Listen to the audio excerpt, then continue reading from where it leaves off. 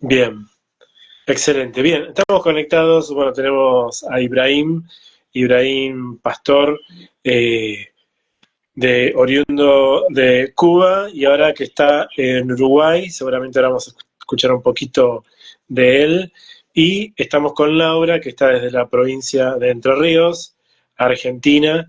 Bueno, yo conectado desde Buenos Aires y qué bueno que podamos estar un ratito conectados y hablando de este tema que venimos ya hablando las semanas que han pasado, pero queríamos hablar con Ibrahim, así que Ibrahim, un gusto tenerte, que Dios te bendiga, y bueno, no sé si querés presentarte un poquito y empezamos una charla.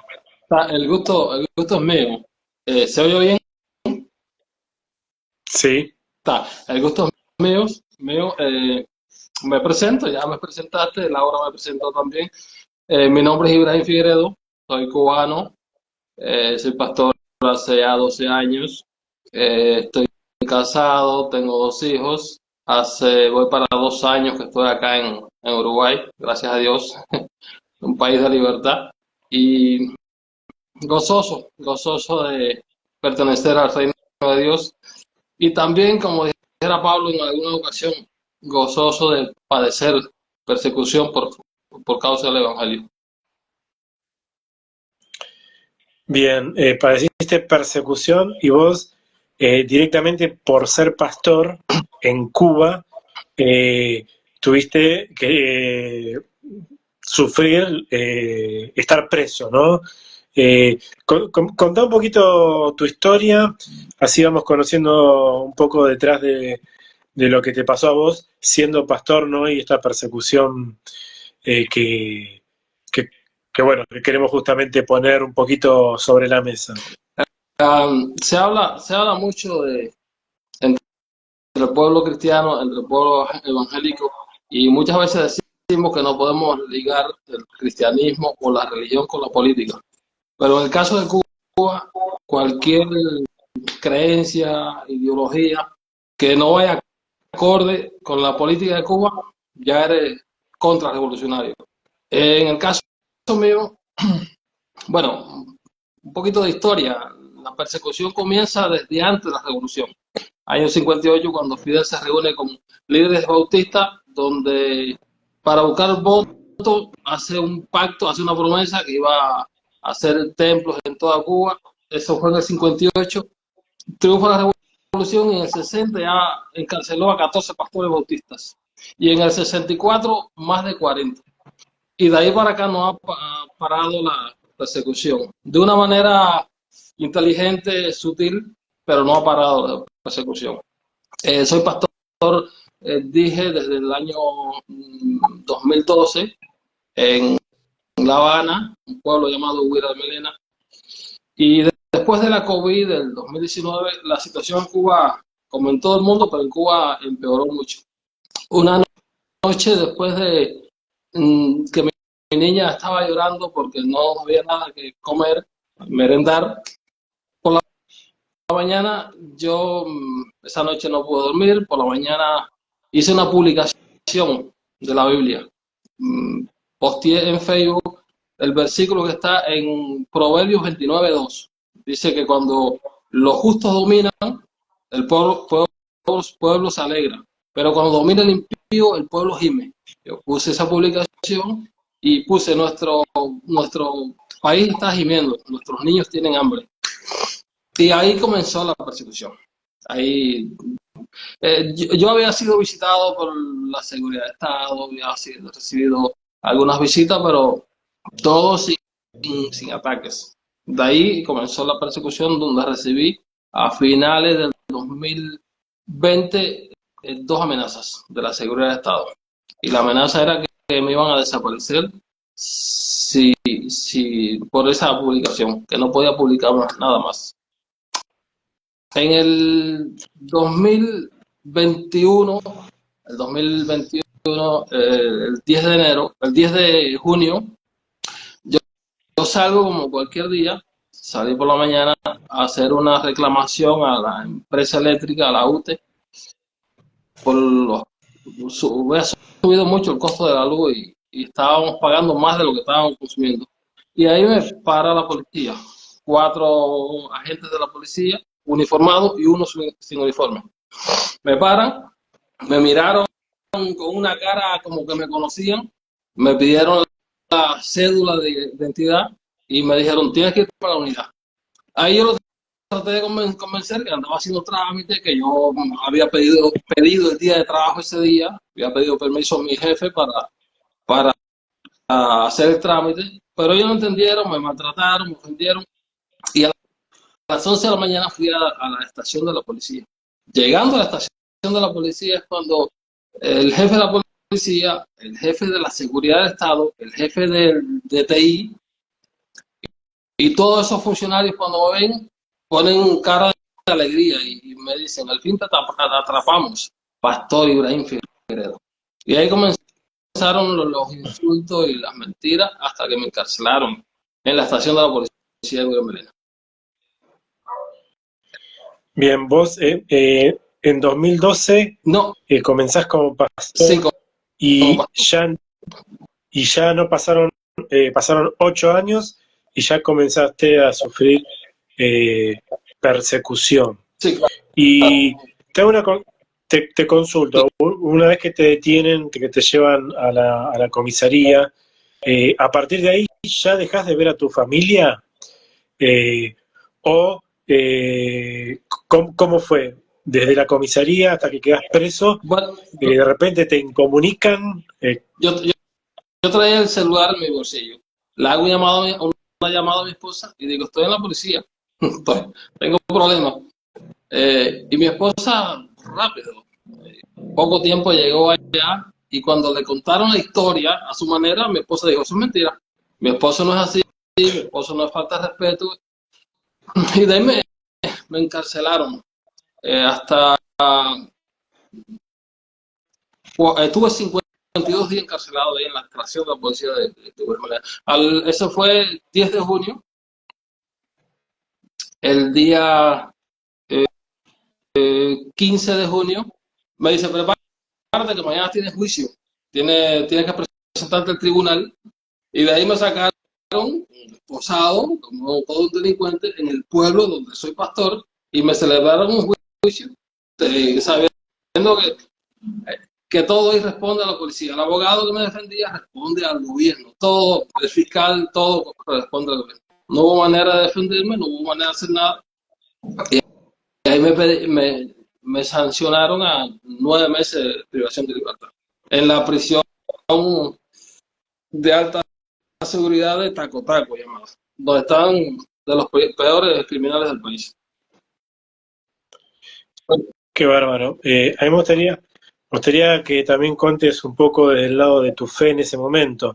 No sé si, Laura, vos querés preguntar algo sobre lo que está hablando Ibrahim, o porque me gustaría ver un poquito el tema de su fe. Sí, perfecto. ¿Alguna pregunta?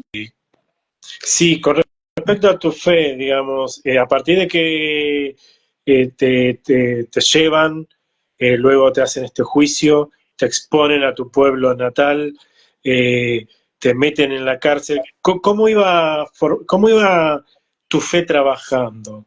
Sí. ¿Cómo ibas vos pasando por medio de la fe? ¿Cómo ibas transitando? Bueno, lo primero es que no tenía sentido.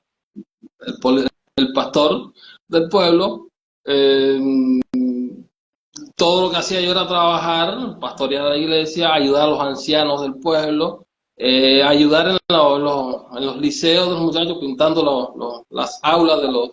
Y todo ese trabajo lo hacía yo y yo estaba bien, todo estaba haciendo bien correctamente. Y entonces no tiene sentido, para mí no tiene sentido. Estoy entre 6 prisioneros, habían 2 que estaban por asesinato y otros más que contaron su historia. Y entonces yo me decía, pero pastor, explícanos. Y en ese momento yo me acordé del pasaje de Daniel, cuando encarcelan a Saddam, a Mesaya Abednego, que dicen que tiene que adorar la estatua que Nabucodonosor había levantado. Y ellos dijeron, el Dios al cual servimos nos librará. Pero si no nos libra, aún no adoraremos a su Dios. Y yo cité ese pasaje con los compañeros de prisión y le dije, yo estoy ahora como alguien que Dios no ha librado. Y no sé el propósito, pero creo que uno de los propósitos que yo les predico a ustedes. Y ahí tuve un tiempo, les prediqué, tuve una hora predicando y a partir de ahí le dije que todas las noches, a las 8 de la noche, yo iba a estar predicando la Biblia. Y comencé en Génesis hasta Apocalipsis, de una serie de toda la Biblia, todas las noches, a las 8 de la noche, de la Biblia. Fue algo impresionante, como Dios empezó a orar, porque 10 días después de estar preso, fue la manifestación general que hubo en Cuba. Y por ahí pasaron muchísimos, y todos los que pasaron escucharon la palabra.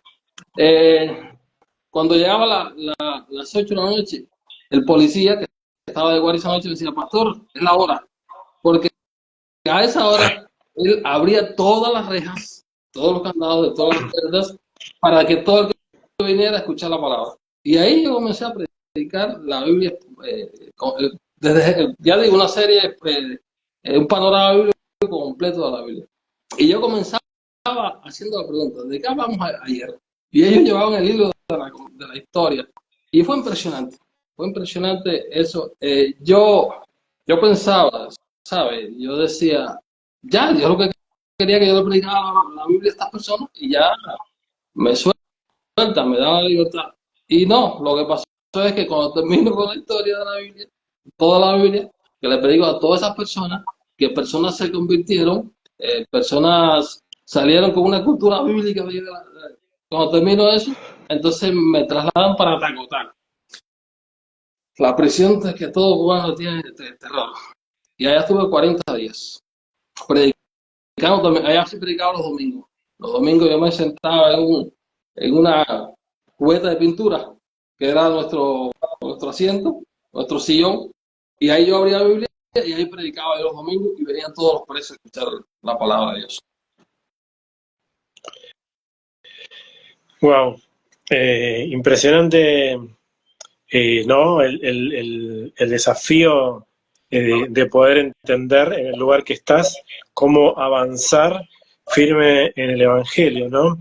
Y, y ver cómo la cultura del reino tiene un propósito a través de las situaciones que van pasando. Sí, Y ahí adentro, no, nunca te quisieron censurar, hasta el guardia cárcel te permitía dar, digamos, no existía eso de querer censurar lo que estabas haciendo, el estudio bíblico, enseñar la palabra, o todo lo contrario. eso es algo de Dios. Es Dios el que estaba orando, porque no se puede. Y entonces los mismos policías me permitían hacerlo en las dos primeros lugares. En la estación de la policía donde estuve 52 días y en la prisión de Taco Taco donde estuve 40 días. Ya después, cuando me trasladan de Taco Taco para otra prisión, porque estuve en ese proceso en 4 prisiones. Cuando me pasan para un lugar llamado Ceiba 5, el plan era lo que se había hablado, era que me iban a llevar por una prisión que estaba cerca de mi casa, a solo tal vez 20 cuadras de mi casa, era cerca. Pero me dejan en una prisión alejado, en otra prisión. Y ese día estuve un poco deprimido. O sea, la fe se tambalea. No podemos hacernos súper espirituales. Llega un momento que la fe se tambalea. Para que me entienda ahora, uno que se cuestiona muchas cosas. Y llegando, cuando me están requisando, revisando todos los maletines y todas las cosas, ven la Biblia. Yo tengo una Biblia negra grande. Y uno de los guardias dice, ¿qué es esto? Y dice otro, no, es una Biblia. Y dice el jefe, el que está dirigiendo la requisia, dice, no. Y saca el celular de él y me dice, y me pone en el oído un coro bíblico que decía, no desmayes, que Dios está contigo. Era Dios demostrándome que estaba ahí conmigo. Ahí pasaron cosas, ahí tuve 12 días. 12 días, ahí nos sacaban todos los días, desde las 7 de la mañana hasta las 11 de la mañana, en una plaza, todos con rejas grandes, pero en una plaza donde podíamos conversar y caminar un poco. Y un día ponen una canción cristiana para todo el penal, para toda la prisión. Mi esposa, en la visita que me hizo, me llevó una memoria, un Petra con la serie de José de Egipto. Y yo la puse. Y fue curioso porque todos los presos, ahí se ve pornografía, se ve muchas cosas, pero todos los presos estaban, cuando yo salgo de la cama mía, de donde estaba mi cama, cuando todos los presos estaban sentados mirando la serie de José de Egipto. Nadie hacía otra cosa, se acabó la música, todo. Entonces cuando ponen la canción en la plaza, nos sacaron, subimos a las 11 de la mañana, cuando subo para mi cama, un preso me dice, pastor, te llamo de abajo, te llama la reeducadora, estás en problema por poner la serie José Hito. Y todo el mundo se preocupó, porque todo el mundo, algo curioso, todo el mundo en todos esos lugares, pastor, hasta los oficiales me decían pastor. Y cuando llego a la oficina de esta muchacha, me dice, ¿tuviste la canción que puse? Digo, sí, Cristian. Dice, la puse por usted, pastor, porque es para darle ánimo, porque yo sé lo que se pasa aquí en este lugar. Ahí tuve 12 días, fue bastante bueno, hasta que me llevaron para la prisión que está cerca de mi casa, donde pasé los últimos 100 días. Ahí sí, llegando, el jefe de la prisión dijo, aquí no quiero Biblia, esto no es una iglesia, aquí no quiero ver nadie predicando, aquí no quiero ver nada. Entonces, no puedo ver, me dijo, o nos dijo, aquí no puede haber más de 2 gente predicándose, es prohibido. Entonces ya lo que yo hacía ahí, me sentaba en la cama mía, y ahí yo me sentaba en la parte de aquí y el otro atrás, y ahí yo empezaba a predicar a los muchachos, así, en los pasillos, en los laterales, y el baño, y ahí les predicaba.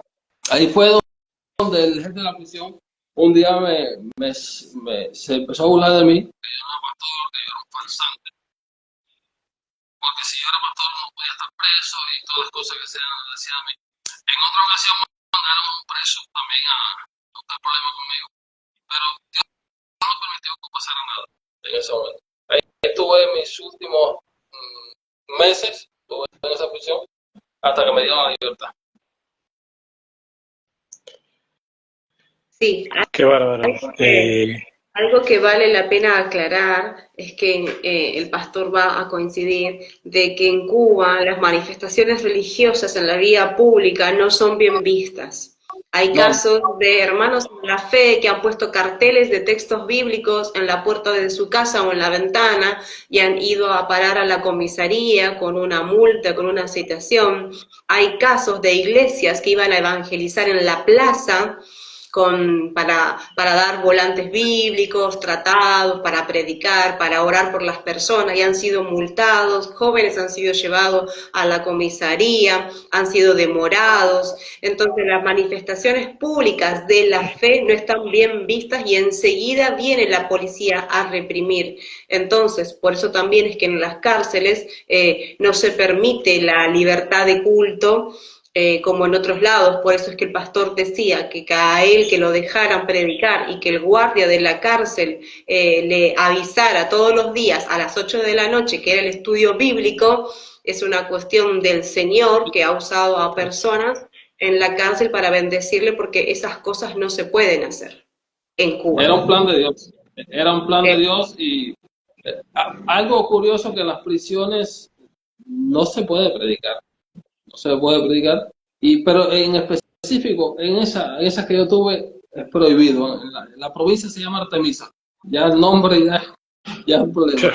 Ya el nombre es un problema. Estuve en 4 prisiones en Artemisa y en Artemisa, en otras partes del país se puede. Permiten los capellanes donde se predica. Ahí no se puede. Y específicamente Dios me llevó ahí, a ese lugar. Y entonces me puso como a José, me puso gracia ante los carceleros, ante los guardias, para yo poder predicar la palabra. Recibí acechanza, recibí pero al final Dios se glorificó y pude predicar, pude evangelizar a más de 400 personas, al menos que escucharon la palabra de Dios. Qué bárbaro. Sí, mencionabas a José que halló gracia y la verdad que creo que fue de esa manera porque solamente Dios lo puede hacer posible. Ahora te hago una consulta, volviendo un poquito más para atrás. Sí, Vos en el 2012 decías que a partir de ese año ya te apartaron para pastor. Vos tenías el llamado, pero vos sabías que teniendo este llamado al pastorado en un país con esta limitación tan fuerte, sabías que te estabas metiendo de alguna manera en un problema y vos igual te metiste, tenías ese llamado. ¿Cómo fue tu llamado? Digamos? ¿Vos sabías en dónde te estabas metiendo? sí, claro. Creo que el llamado, no, creo que no nos podemos escapar del llamado de Dios. Ya lo digo, desde el 2012, en toda la prisión no dejé de ser pastor. En todos los 4 lugares el pastor, de hecho se corría el comentario, no, hay un pastor, y decían el pastor, un pastor verdadero, porque había otros que decían pastores, pero que estaban por asesinato, por violación, y decían, no, este sí es el verdadero. De hecho, cuando yo entro a la prisión de Taco Taco, habían 72 prisioneros, la mayoría estaban por violación de niños, de niñas, por asesinato. Éramos 72 y en la parte mía, la celda, en la parte cubículo mío, que éramos 30, habían 12 por asesinato. Yo estaba en una cama de 3 y yo estaba abajo, en la de abajo, el segundo piso estaba uno por asesinato y el otro de arriba uno por, por violación. De hecho, me pusieron ahí a propósito. Era a propósito para que no saliera más nunca. Pero entrando yo a esa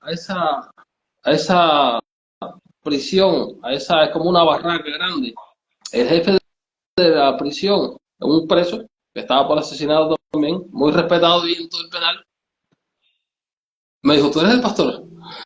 Y digo, sí. Y entonces reunió a todo el mundo y dice, mira, este es el pastor aquí de nosotros.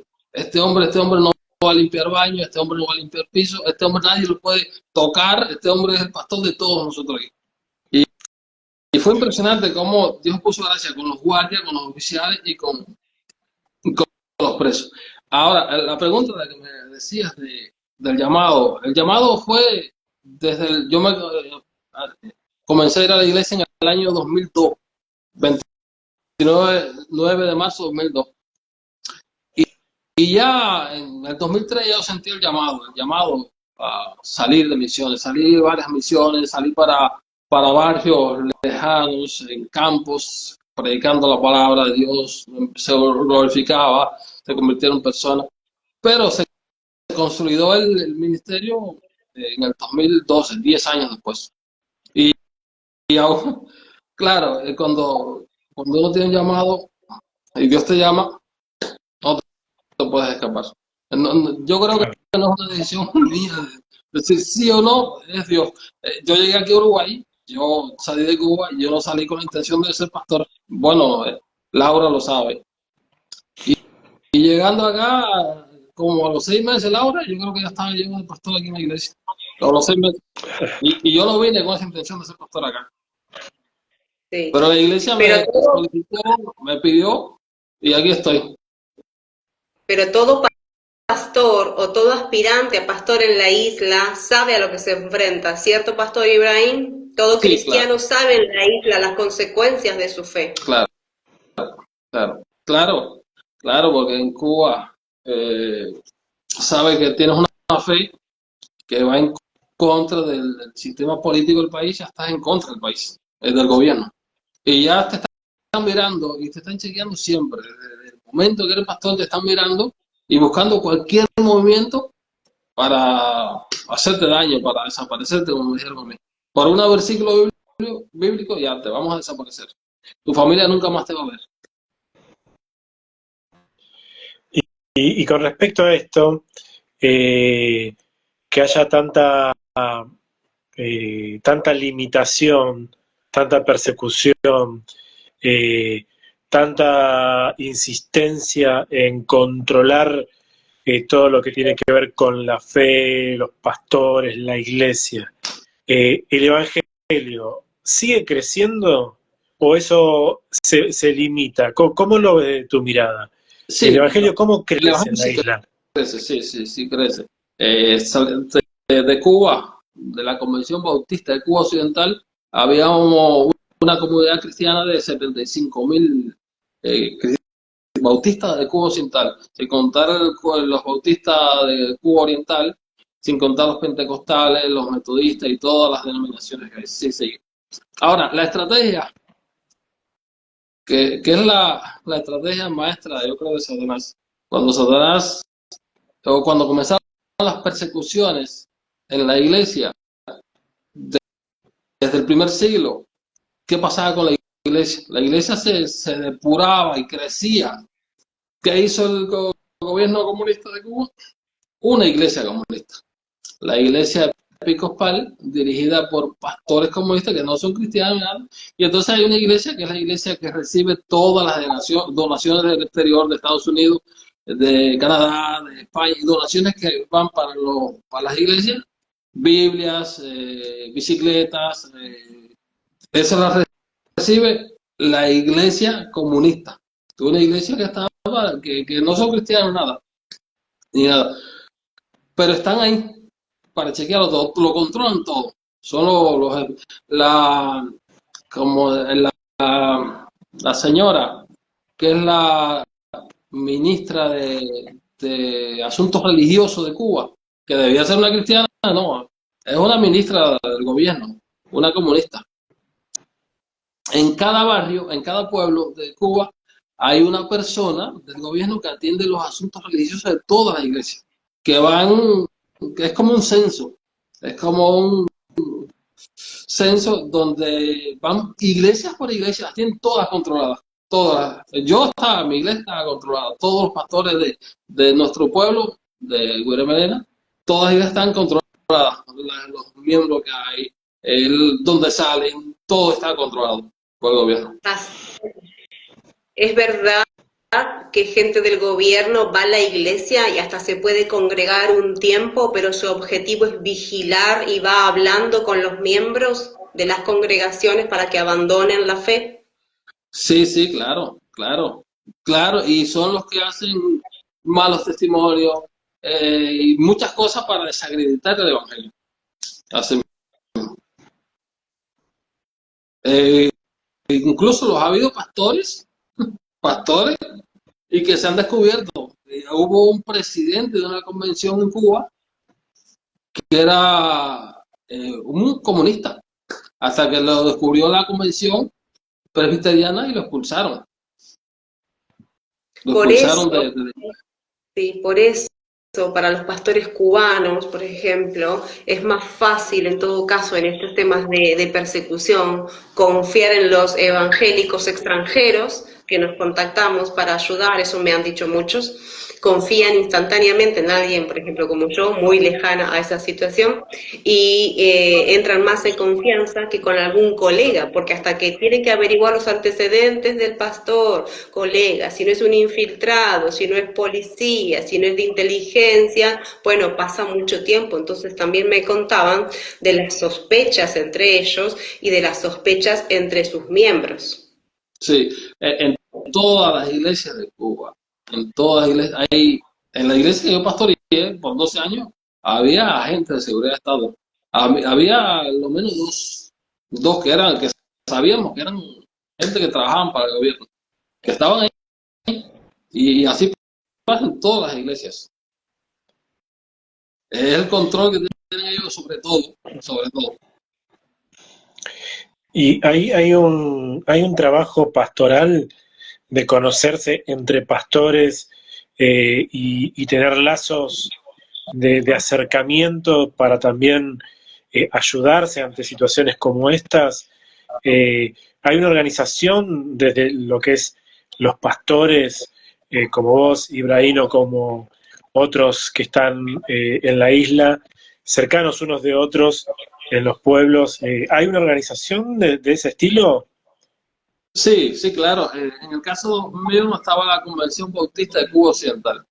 En cuanto yo caí preso, la convención se ocupó de mi esposa, que no me faltara nada, se ocupó del transporte, de llevarla a las prisiones para llevarme las bolsas de comida, la llevaba. El presidente de la convención se reunió con el comité central para pedir una visita, pero no, nunca le permitieron la visita, para hacer una visita. Pero sí, se ocupan de eso, se ocupan, gracias a Dios, por lo menos en nuestra convención se ocupan de eso. Gracias a eso, uno de Bien. los pastores publicó el caso mío, y por eso es que el caso mío lo vemos en Google. En Google tú buscas a Ibrahim Figueredo, pastor Ibrahim Figueredo, y sale parte de mi caso ahí. Y, y una pregunta que, bueno, me gustaría hacértela también para un poquito mirarlo desde este lugar, ¿no? Desde fuera de la isla, fuera de Cuba. A partir de que llegás a Uruguay, o que ves un poco lo que es fuera, Latinoamérica fuera de Cuba, eh, ¿cómo se vive la fe en Cuba y cómo ves que se vive la fe, por ejemplo, en Uruguay o en los países de Sudamérica, que bueno, que Uruguay y Argentina tienen una idiosincrasia parecida? Eh, ¿Tenés alguna una mirada como para dejarnos, para hacernos pensar un poquito a nosotros desde este lugar? Bueno, la cultura de Cuba es diferente, yo creo, a la cultura de muchos pueblos, de varios pueblos. En el caso mío, o en el caso del pueblo donde yo vivía, ahí todo el mundo nos conocemos. No es como aquí que uno no conoce al vecino. Allá todos nos conocemos. Cuando pasó el caso mío por mi casa, pasó el pueblo completo. Todo el pueblo pasó por ahí preocupado por el pastor. Pero ¿cómo hacer el pastor si el pastor lo único que hace es trabajar? En ese sentido es más fácil evangelizar en Cuba. Conoces a todo el mundo, te relacionas con todo el mundo, con el médico, con el bodeguero, con todo el mundo. Y en ese sentido es más fácil. Ahora, en el otro sentido de la escasez es un poco más difícil. Yo trabajaba en Cuba 10 o 12 horas todos los días, de lunes a sábado. Yo me levantaba a las 5 de la mañana, salía de mi casa y viraba de mi casa de noche. Es decir, que yo de día no estaba en mi casa. Y entonces se le hace difícil a uno, porque uno trabaja y simplemente para la comida y poca, no mucha. Y es un reto. Una bicicleta, yo nunca pude comprarme una bicicleta siendo pastor tantos años, teniendo la convención, pero nunca pude comprarme una bicicleta por mi cuenta, porque el dinero no me daba para comprarme una bicicleta. Gracias a mis amigos de otros lugares que me regalaron una bicicleta y yo podía andar en bicicleta, trabajando y evangelizando y haciendo mi trabajo. Pero es un reto, en Cuba es un reto cada día, es un reto, cada día es un reto porque es difícil.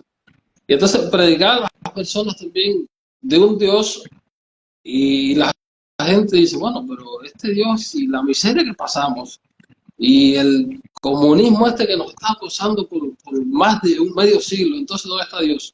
Y se hace un reto, pero aún así la gente se convierte, la gente abre sus corazones. Qué bárbaro. Qué bueno lo que contás, ¿no? Porque también nos abre un poquito la mirada a entender, ¿no? La realidad desde el lugar, a qué Dios buscamos y de qué manera buscamos a Dios. Porque a Dios lo buscamos no porque lo que nos pueda dar, sino en el sentido material, sino por el sacrificio, va por otro lado, ¿no? Y yo creo que un poquito la abundancia, de alguna manera, te nubla, Sí, ¿no? Esa mirada sí, de claro, poder decir, claro. Dios es mi salvador, no es el que me da cosas, es el que me salvó. Pasa por otro lado, ¿no? Eh, y ahora, como pastor en otra sociedad, en otro país, ¿cómo te estás desarrollando? Eh, ¿Cómo estás en este tiempo? Es un tiempo nuevo, ¿no? De poder desarrollarte como pastor en tu familia, eh, una nueva sociedad, todo nuevo, digamos. ¿Cómo llevas el pastorado? ¿Cómo llevas tu fe en esta nueva Sí, situación? yo creo que el pastorado siempre es un reto, es un reto tremendo. En Cuba, aquí, creo que no es la clave, pero parte de la clave es eh, descansar en él, confiar en él, confiar en que él tiene el control. Acá también tengo que trabajar duro, trabajo 8 horas y son casi 2 horas de viaje, así que son 10 horas. Eh, Me enfoco en estudiar y enseñar a la iglesia, enseñar a aprovechar cada oportunidad, porque Dios nos da oportunidades diarias. Yo acá he estado en este trabajo que estoy como seguridad, he estado en 32 servicios y en los 32 servicios he estado predicando a los supervisores, a todas estas personas. Ahora estoy en un lugar fijo donde tengo la oportunidad de estudiar. Los estudios míos son ahí en la oficina, ahí donde estoy, donde Laura me ha visto ahí sentado, ahí yo logro estudiar un poco, porque cuando llego acá a las 9 de la noche es muy difícil. Y entonces el- entendemos que hay que aprovechar las oportunidades. Cada familia, porque nuestra iglesia se llama la IFBU, IFFBU, Iglesia Familia de Fe Bíblica del Uruguay. Y nuestra iglesia se compone por familias y cada familia eh, se ha trazado la meta de traer amistades. Ya sea en Uruguay, tenemos uruguayos, tenemos venezolanos, tenemos una argentina, gracias a Dios por eso. Ahorita mismo me testificaban de una familia uruguaya que una hermana odontóloga le predicó y el domingo vienen. Y tenemos la dicha de que cada domingo vienen personas nuevas a la iglesia. Esta iglesia tiene 6 años de fundada y de un buen tiempo para acá, cada domingo viene una familia nueva, una familia o una persona nueva. Porque tenemos que aprovechar las oportunidades que Dios nos da. Entonces, el enfoque es enseñar a la gente quiénes somos y cuál es nuestra tarea, nuestra responsabilidad como cristianos. Ser testimonio, ser luz y predicar el Evangelio. Qué bueno. No sé si Laura querés hacer alguna pregunta en base a que vos conocés quizá un poquito más. De a poquito vamos a llegar también al final de la transmisión. Si querés poner algo también sobre la mesa para poder ir hablando. Mientras el pastor hablaba y contaba cómo es la estrategia ahora en Uruguay, me gozaba por dentro y me reía y lo que pensaba es, Señor, quien lo escucha hablar en esta parte del evangelismo en Uruguay, nadie pensaría que Ibrahim ha sido una persona que estuvo preso, que estuvo privado de su libertad. Y no encontramos en sus palabras palabras de queja, palabras de rencor hacia sus opresores, hacia las personas que lo lastimaron.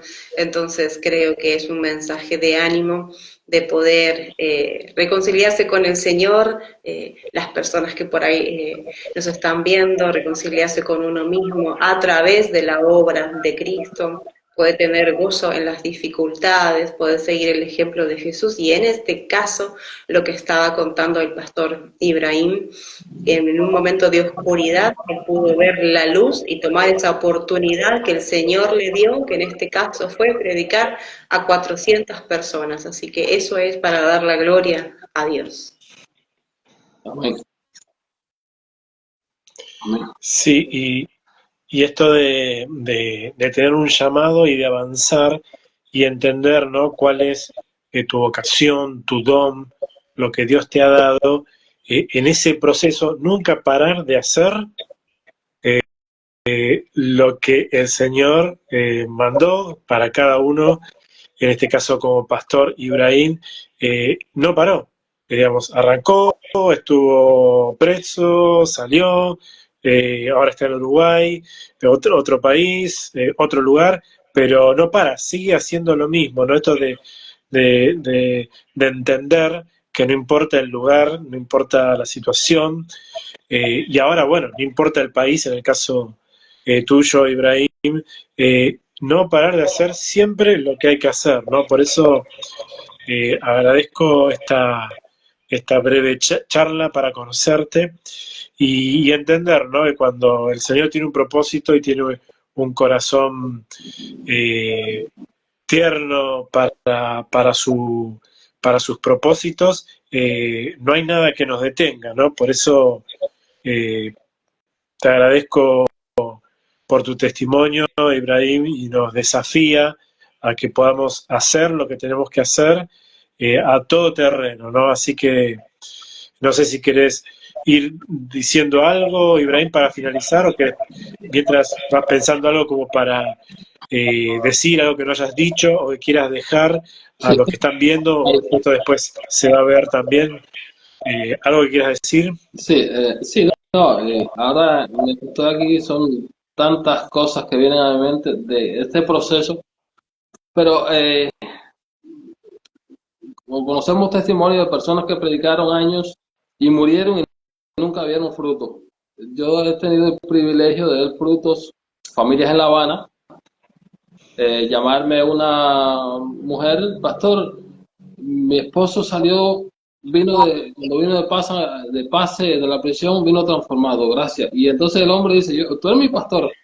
Varias personas que se convirtieron y tengo el testimonio de personas que se convirtieron. Hace una semana me escribieron de Venezuela, una muchacha, la doctora de una de las prisiones, me dijo, mira, pastor, Biblia, la Biblia que usted me regaló. Y así varias personas que testifican se convirtieron y me dicen, mi pastor, me dicen ellos aún allá a la distancia, me dijo, tú eres mi pastor. Un policía me dijo, yo quiero que me regale una Biblia. Y después que salí, me dijo, me voy a meter a pastor. Me dijo él. Pero bueno, yo sé que eso no es así de meterse, pero ahí se da cuenta que el Espíritu Santo trabajó en esas personas. Sí, sí, Carlos y Laura, hay que aprovechar las oportunidades.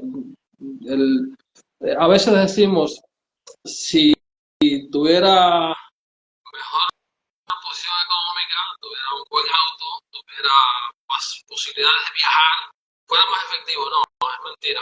Cuando vas a ser efectivo, cuando te pones las manos de Dios, eres efectivo en cero, donde sea en la prisión, o sea en un país extranjero, o sea en tu propio país.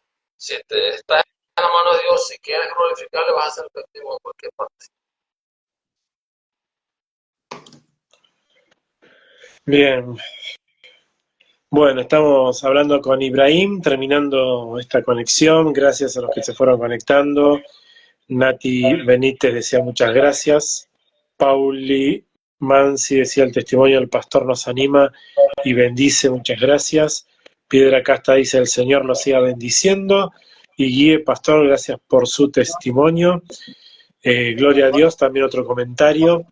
Bien, no sé si Laura querés comentar algo y vamos cerrando. Bueno, agradecemos a todos los que están conectados, al pastor Ibrahim, gracias por su testimonio, tantas horas que hemos pasado orando con su esposa, recordábamos con Kenia las lágrimas que ella tenía de terror, de miedo, cómo llorábamos juntas, y cuando estuvieron en Uruguay juntos, esas lágrimas de alegría, de agradecimiento al Señor, porque el Señor es bueno en todo tiempo, y ver hoy en día a nuestros hermanos, pastores, Ibrahim, su familia en Uruguay, ministrando la palabra del Señor, evangelizando, pastoreando, es de mucho desafío para nosotros acá en Argentina, en un país libre, en un país donde podemos predicar, expresar públicamente nuestra fe.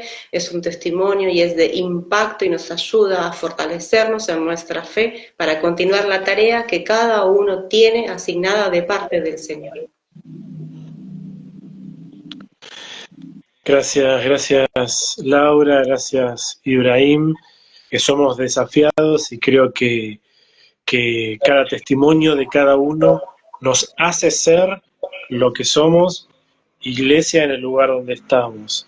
Te agradezco porque tu trabajo completa el trabajo de todos en el lugar donde estemos.